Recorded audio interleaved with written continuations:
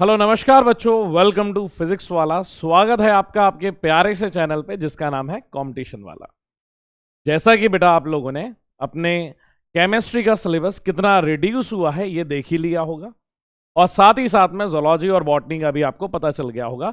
अब बारी है आखिरकार किसकी? फिजिक्स की। ठीक है, कि कितना रिड्यूस हो गया है, कितना बढ़ गया है, ये बताने से पहले या ये डिस्कशन शुरू करने से पहले मैं आपसे एक बात कहना चाहूंगा बेटा।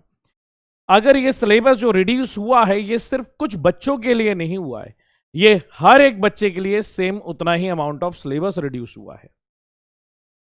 और आपको ये ध्यान देना है कि अगर सिलेबस मेरा रिड्यूस हो गया है तो मैं उतने ही अमाउंट ऑफ कंटेंट की इंटेंसिटी बढ़ा दूं, क्योंकि ऐसा हो सकता है कि सिलेबस अगर थोड़ा कम कर दिया है तो डिफिकल्टी लेवल हल्का सा बढ़ा सकते हैं, ज्यादा नहीं, हल्का सा। तो मेंटली उस चीज के लिए प्रिपेयर रहना। ठीक है, प्रैक्टिस जितना है उतने को अपन को बहुत अच्छे से करनी है। अब बात करते हैं सर फिजिक्स की। फिजिक्स में बताइए, हम लोग तो दिन भर से बड़े खुश हैं, डीजे वीजे लगा के नाच रहे हैं कि बाकी चीजों में इतना कम हो गया है। अब जल्दी से खुशखबरी, फिजिक्स में कितना कम हुआ है वो भी आप बता दीजिए। आपसे एक रिक्वेस्ट रहेगी बेटा, ये वीडियो को बड़े ध्यान से सुनिएगा और पेशेंस से सुनिएगा, क्योंकि जो चीज हट रही है वो और कहीं कहां काम आएगी, जिससे कि आपको वो चीजें वन वे और दी अदर वे तब भी आपको पढ़नी ही पड़ेगी। भले ही इसमें वो टॉपिक नहीं है, पर इनडायरेक्टली वो कहीं और काम आ सकता है। जब मैं टॉपिक का डिस्कशन करूंगा तब मैं आपको समझाऊंगा। अगर आपका एक होल सोल अभी एक सिंपल सा एक वन लाइनर कंक्लूजन दे दूं आप लोगों को, तो कुल मिला के बात फिजिक्स के मामले में यह है कि कुछ भी नहीं बदला है। एक स्टेटमेंट ये है और इधर पे पूरा ये बात खत्म हो जाती है। अब गिनती के एक दो टॉपिक जो नहीं दिए हुए हैं वो कहां और काम आएंगे, डायरेक्टली इनडायरेक्टली, वो मैं आपको समझाने वाला हूं। पर अगर चैप्टर के मामले में बात की जाए, बाकी जगह बेटा केमिस्ट्री हो, जूलॉजी, बॉटनी, वहां पे चैप्टर के चैप्टर गायब हो गए। यहां पे कोई चैप्टर गायब नहीं हुआ है आपका। एक आध टॉपिक है गिनती के चैप्टर में, वो भी इनडायरेक्टली आपके काम आने वाला है। तो बेटा सिलेबस फिजिक्स का तो कहीं से कहीं तक चेंज नहीं हुआ है। ये एक वन लाइनर है आपके लिए, आपका ज्यादा ना समय लेने के लिए। यहीं पे ये बात खत्म हो जाती है। अब इसका डिटेल डिस्कशन अपन कर सकते हैं। शुरू करते हैं। ये बेटा हमारा क्या है, नोटिस आया है। ठीक है, 6/10 ये डेट ऑफ द नोटिस है। कल जैसा कि बहुत हैवी लोड हो गया था, जिसके कारण हम लोग कल इसको डिस्कस नहीं कर पाए थे, क्योंकि वेबसाइट ऑफिशियली उसमें खुल नहीं रही थी, तो डिस्कशन उस दिन हो नहीं पाया। इसलिए आज बेटा अपन लोग कर रहे हैं। एक एक टॉपिक को पढ़ूंगा, एक एक टॉपिक को आपको समझाऊंगा। जैसे स्टार्टिंग फ्रॉम सबसे पहला आता है बेटा हमारी फिजिक्स एंड मेजरमेंट में हमारा यूनिट एंड डायमेंशंस आ जाते हैं बेटा, और हमारा साथ ही साथ में उसके डिवाइसेस आ जाते हैं। देखते हैं यूनिट एंड मेजरमेंट, जहां पे बेटा सीजीएस, एमकेएस उनके कन्वर्जन आ जाते हैं, सिस्टम ऑफ यूनिट में कन्वर्जन आ गए। फंडामेंटल ड्राइव्ड क्वांटिटी, ठीक है, ड्राइव्ड क्वांटिटी में यहां पे बेटा उसके एप्लीकेशन नहीं लिखे हैं उन्होंने, पर जब फंडामेंटल और ड्राइव्ड क्वांटिटी आ गई बेटा, यहां पे अंडरस्टूड है। अगली लाइन देखो बेटा, अब इन लोगों ने बीच में क्या ऐड कर दिया है, जो अपन बाद में टॉपिक पढ़ते हैं ना, least count, significant figure error, ये सब है उसके अंदर। और यहां पे लिखा हुआ है dimension analysis and its application. तो आपका जो एप्लीकेशन वाला पार्ट है डायमेंशन एनालिसिस का, वो भी पूरा आ गया। और यहां पे आपकी क्या आ गई बेटा, एरर और उनके मेजरमेंट आ गए। अब कई बच्चे खुशी के मारे डीजे वीजे लगा के नाच लेंगे कि सर स्क्रू गेज और वर्नियर कैलिपर तो चला गया। तो उस बच्चे के मैं अरमान पे थोड़ा पानी फेर दूं और उसको ये बता दूं कि बेटा वो वाला पार्ट जो ऐड कर दिया है उन लोगों ने अलग से आपके एक्सपेरिमेंट में ऐड कर दिया है। जहां पे आप ये पहला पॉइंट देख सकते हो, that is of vernier caliper, and दूसरा पॉइंट आप देख सकते हो स्क्रू गेज। तो ये खुश मत होना यार, वहां पे तो सिलेबस में लिखा नहीं है, but that is added in the experiment, मतलब वहां से सवाल आएगा। ये टॉपिक आपका पूरा हो चुका है। ठीक है, हाँ जी सर। तो पहला बेटा यूनिट खत्म होती है आपकी। दूसरी यूनिट काइनेमेटिक्स की बात कर रहा है बेटा, फ्रेम ऑफ रेफरेंस मतलब मोशन इन स्ट्रेट लाइन। ठीक है, पोजीशन ग्राफ, जो बेटा आप x t graph, v t graph, a t graph, uniform non uniform motion, average speed, instantaneous velocity, uniform accelerated motion, मतलब इक्वेशन ऑफ मोशन सारी इस्तेमाल हो गई है ये वाले पार्ट में। Position time graph, relation of uniform acceleration, scalar and vector बेटा इसी में ही ऐड कर दिया, तो वेक्टर की भी चीजें सब इसी में ही आ जाएंगी, चाहे वो वेक्टर एडिशन हो, सब्ट्रैक्शन हो, unit vector, resolution of vector, और यहीं पे आ गया बेटा रिलेटिव वेलोसिटी। मतलब यूनिट 2 में भी अगर आप मुझसे मोटा मोटा सुनना चाहो तो कुछ भी नहीं बदला है यूनिट 2 में भी, सारी की सारी चीजें बिल्कुल वैसी हैं।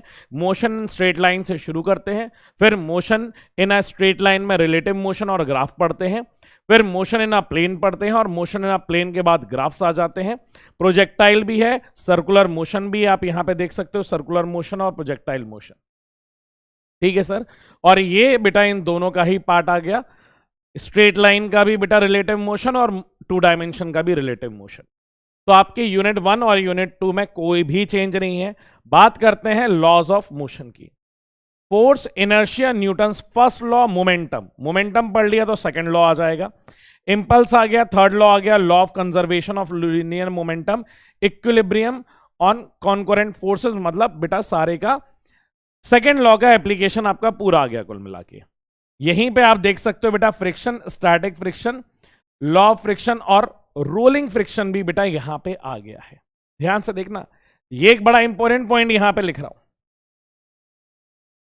कई बच्चे ये कह रहे हैं कि सर रोलिंग वाला पार्ट अब हट गया है, ध्यान से उन्हीं को मैं कॉन्ट्रडिक्ट कर रहा हूं। अभी क्या बोला आपने कि सर जब मैंने रोटेशन वाला मोशन चैप्टर देखा, रोटेशन वाले पार्ट में रोलिंग नहीं है, पर यहां पे साफ साफ रोलिंग फ्रिक्शन लगा हुआ है। रोलिंग फ्रिक्शन बिना रोलिंग के आप कैसे पढ़ लोगे, मुझे यह बता देना। जब तक आप रोलिंग के कॉन्सेप्ट को नहीं पढ़ सकते हो, तब तक बेटा रोलिंग फ्रिक्शन के बारे में आप कैसे पढ़ोगे? तो वो तो आपको पढ़ना पड़ेगा ना। हाँ सर, रोलिंग तो पढ़ना पड़ेगा। फिर आगे भी उस बात को मैं क्लियर कर दूंगा, देखो कैसे। जैसे यहां पे बेटा फिर डायनामिक्स आ गया, क्योंकि न्यूटन्स लॉज ऑफ मोशन में एनएलएम में dynamics of circular motion, centripetal force, उसके एप्लीकेशन आ गए बेटा।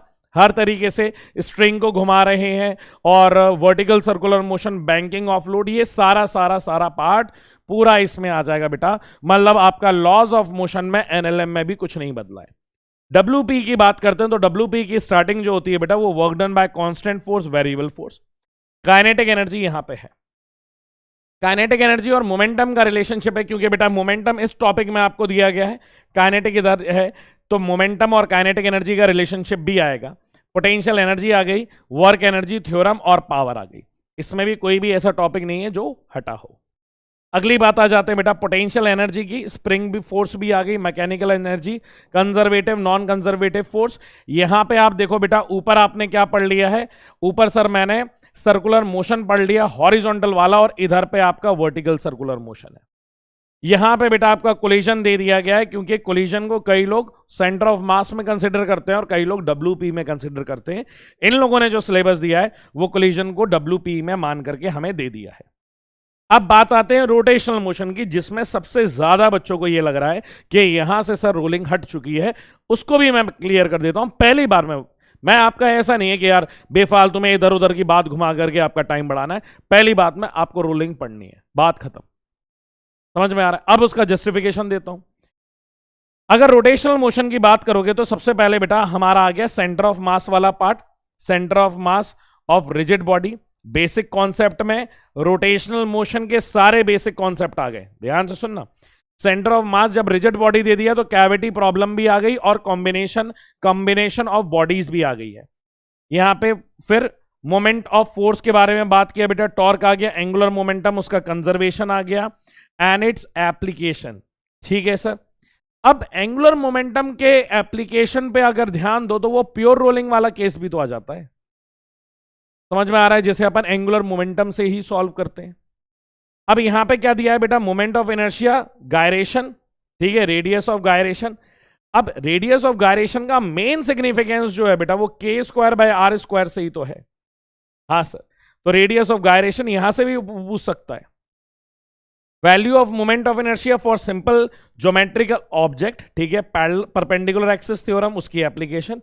Equilibrium of the rigid body, ठीक है, रिजिड बॉडी रोटेशन आ गया। ये वर्ड आप ध्यान से देखो बेटा, ये जो लाइन यहां पे दी गई है ये बहुत ध्यान देने वाली है।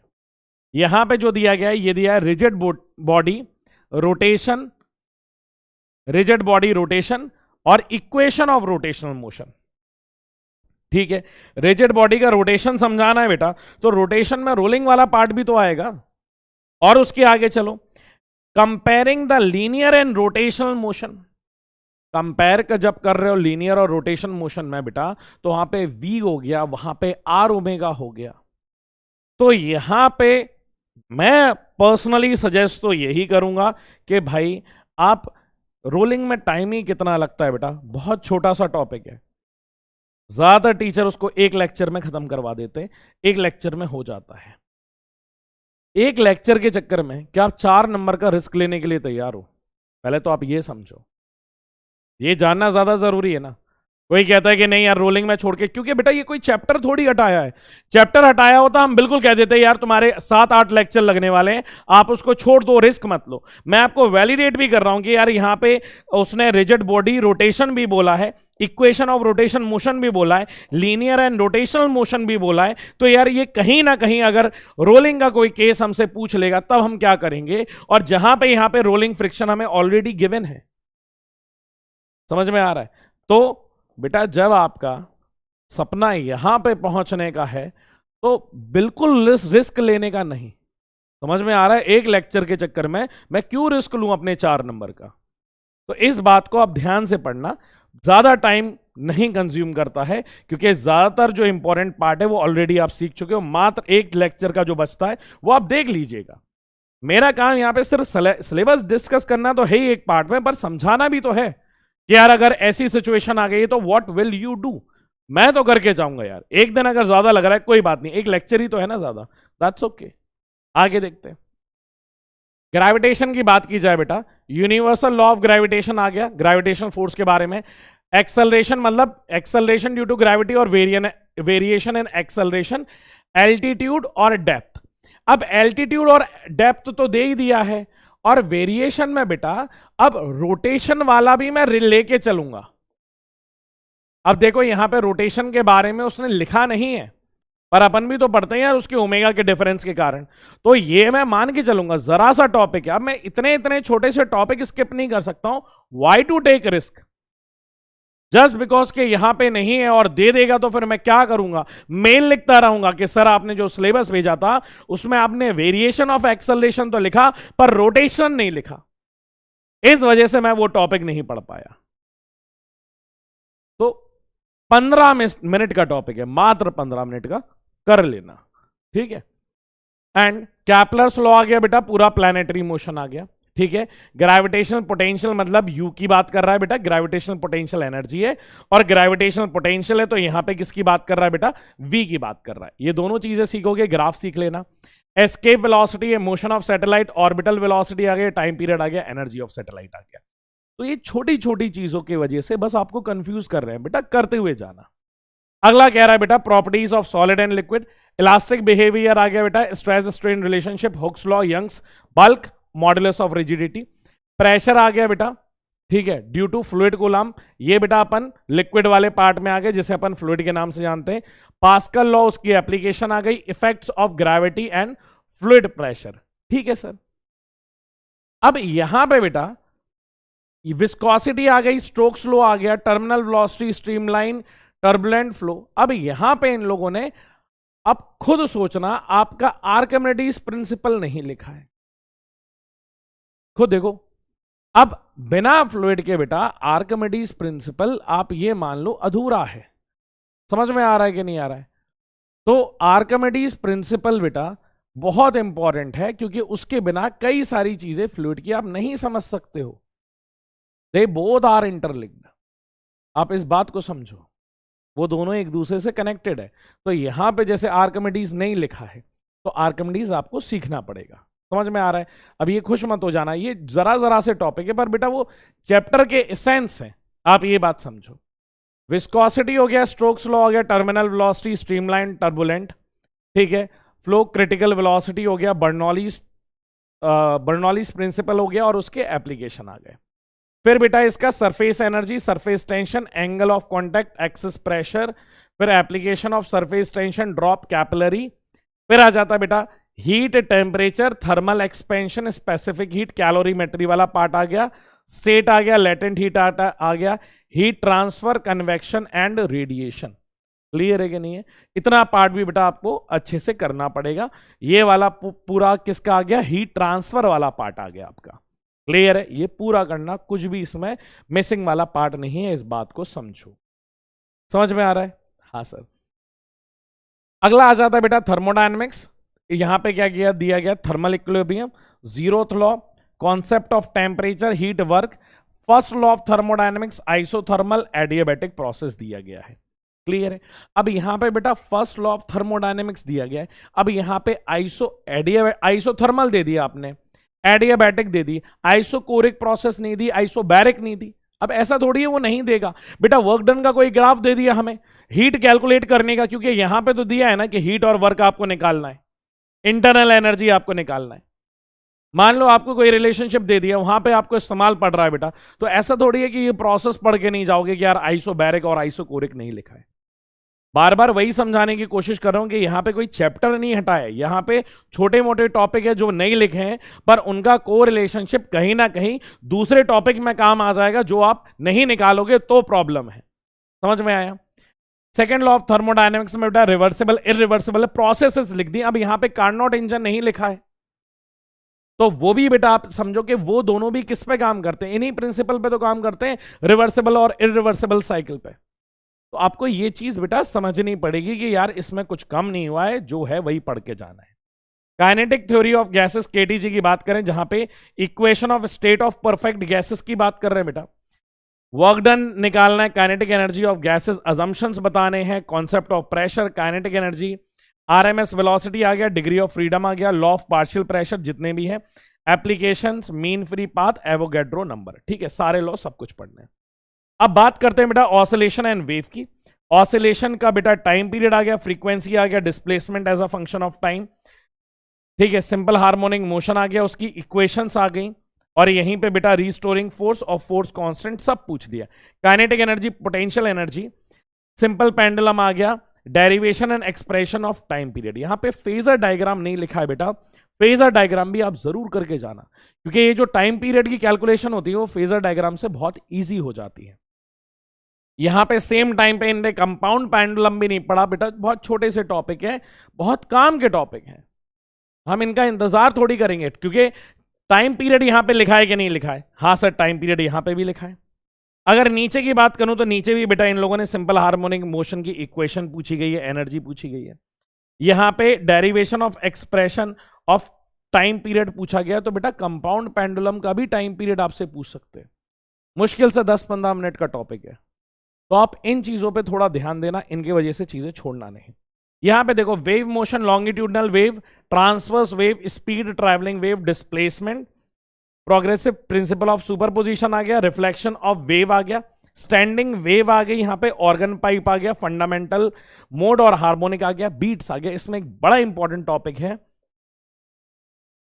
Doppler effect. अब डॉपलर इफेक्ट यहां से मिसिंग है। डॉपलर इफेक्ट तकरीबन एक लेक्चर का, एक बच्चा कई बार थोड़ा डर जाता है फ्रीक्वेंसी वगैरह के नाम को सुनकर के, तो वो मिस कर देता है। पर आप मुझे ये बताओ, डॉपलर इफेक्ट का बेटा जो कॉन्सेप्ट होता है वो बीट में भी तो इस्तेमाल होता है। अब क्या करोगे? मतलब उस एक लेक्चर के चक्कर में बीट वाला कॉन्सेप्ट आ रहा है, डॉपलर वाला नहीं आ रहा है, तो बेटा आपको अगर बीट करना है तो डॉपलर तो सीखना ही पड़ेगा, और beat is a very important topic wave के अंदर, तो ये भी आपको क्या करना पड़ेगा बेटा? सीखना ही पड़ेगा। मेरा सजेशन ही है, देखो मैं आपको सजेस्ट ही कर सकता हूं, मैं तो साथ ही साथ में ये भी बताता जा रहा हूं ना कि इसके अंदर कौन से टॉपिक नहीं ऐड है, तो आपको टॉपिक पता चलता जा रहा है, आपको सजेस्ट करता जा रहा हूं, इज जस्ट एन सजेशन। करना ना करना it's all up to you. ठीक है, इलेक्ट्रोस्टैटिक की अगर मैं बेटा बात करूं तो यहां पे इलेक्ट्रिक चार्जेस है, conservation of charge, Coulomb's law, between 2 point charges, force, multiple charges आ गया, सुपरपोजिशन आ गया, continuous charge distribution. Electric field due to a point charge, electric field dipole का आ गया, इलेक्ट्रिक फील्ड टॉर्क आ गया बेटा हमारा, torque due to dipole. Electrostatic में तो सारा है जितना होना चाहिए। अब यहां पे बेटा गॉस लॉ आ गया हमारे पास, उसके एप्लीकेशन आ गए, इनफाइनाइटली लॉन्ग वायर का आ गया, प्लेट शीट का आ गया, थिन स्फेरिकल शेल का आ गया, उसका पोटेंशियल भी आ गया पूरा का पूरा।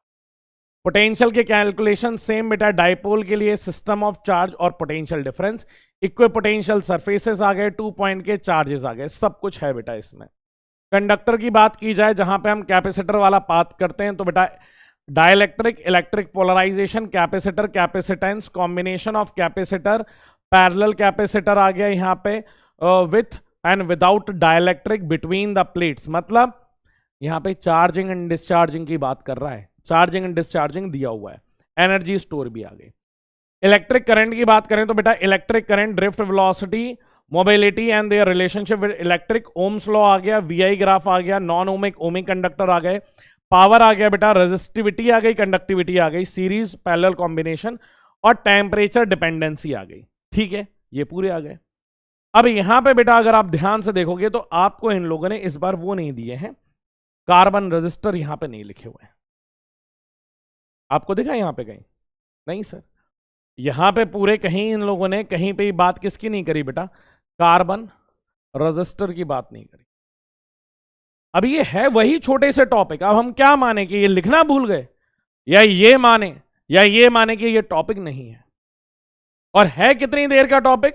मुश्किल से मुश्किल बेटा, कॉन्सेप्ट भी नहीं है ये तो 15 मिनट का है, बस एक टेबल याद करनी होती है।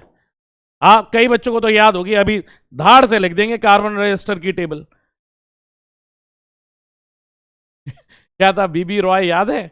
हाँ सर, सबसे पहले अलग सर से ही सुना था, तब से अभी तक याद है।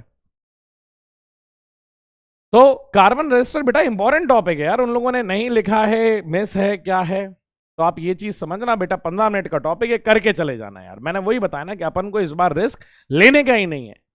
अगली बात करते हैं बेटा, internal resistance, potential difference, EMF of the cell combination, Kirchhoff law, their application, Wheatstone bridge और मीटर ब्रिज। अब यहां पे क्या नहीं दिया है, ध्यान से सुनना, यहां पे आप पोटेंशियोमीटर नहीं दिया, चाहे तो आप इन एक्सपेरिमेंट भी देख सकते हो। ये साथ ही साथ में जो एक्सपेरिमेंट है बेटा, सिंपल पेंडुलम का आ गया, मीटर स्केल का आ गया, यंग्स मॉडुलस का आ गया, surface tension, coefficient of viscosity, speed, resistance आ गया, ये रेजिस्टेंस, और ये तो ऑप्टिक्स वाला पार्ट है। हाँ सर, आप सही कह रहे हो, यहां पे पोटेंशियोमीटर नहीं है, मतलब चलो कम से कम पोटेंशियोमीटर तो कम हुआ। मैं आपसे अगर ये पूछूं कि पोटेंशियोमीटर किस प्रिंसिपल पे काम करता है, तो आपका जवाब क्या होगा? सर पोटेंशियोमीटर तो मीटर ब्रिज के प्रिंसिपल पे काम करता है, और मीटर ब्रिज का यहां टॉपिक है। समझ रहे हो मैं क्या समझाने की कोशिश कर रहा हूं? आप उस पे ध्यान दो यार, ये बात तो सही है, मतलब सॉरी, व्हीटस्टोन ब्रिज प्रिंसिपल पे काम करता है, मीटर ब्रिज बोल दिया बेटा, पोटेंशियोमीटर नहीं दिया है, पर पोटेंशियोमीटर का प्रिंसिपल तो व्हीटस्टोन ब्रिज है, तो क्या उसके प्रिंसिपल पे लगने वाला एप्लीकेशन नहीं आ सकता है क्या? बिल्कुल आ सकता है। यहां पे फिर से मैं बताऊंगा, इन लोगों ने इसके अंदर बेटा एमीटर और वोल्ट मीटर की भी बात नहीं करी है। अभी समझ में आ रहा है कि नहीं आ रहा है? इन लोगों ने कहीं से कहीं तक इस एमीटर और वोल्ट मीटर की भी बात नहीं करी है, एमीटर स्लैश वोल्ट मीटर, ये वाली बात भी याद रखना। बहुत छोटे से टॉपिक है, करके चले जाओगे तो बढ़िया है। चैप्टर खत्म होता तो हम खुश होते ना। ये 15-15, 20-20 मिनट के टॉपिक हटा करके क्या हो रहा है बेटा? Magnetic effect of current and magnetisation, magnetism, Biot and Savart law है बेटा, एप्लीकेशन है एम्पियर्स लॉ है, application infinite long current wire है, सोलेनाइड है, फोर्स है बेटा मूविंग रॉड में, force on a current carrying conductor, uniform magnetic field, force between two parallel current wire, यहां पे बेटा मूविंग कॉइल, गैल्वेनोमीटर दे दिया है, कन्वर्जन यहां पे आ गया बेटा वोल्ट मीटर और एमीटर का। ठीक है, तो इन लोगों ने यहां पे ना ऐड करके यहीं पे दे दिया है आपका वोल्ट मीटर और एमीटर, और है भी इंपॉर्टेंट कन्वर्जन। ठीक है सर, इसके बाद बेटा बात करें तो करंट कैरिंग लूप दे दिया। ठीक है, ये हमारा मैग्नेटिज्म वाला पार्ट हो जाएगा।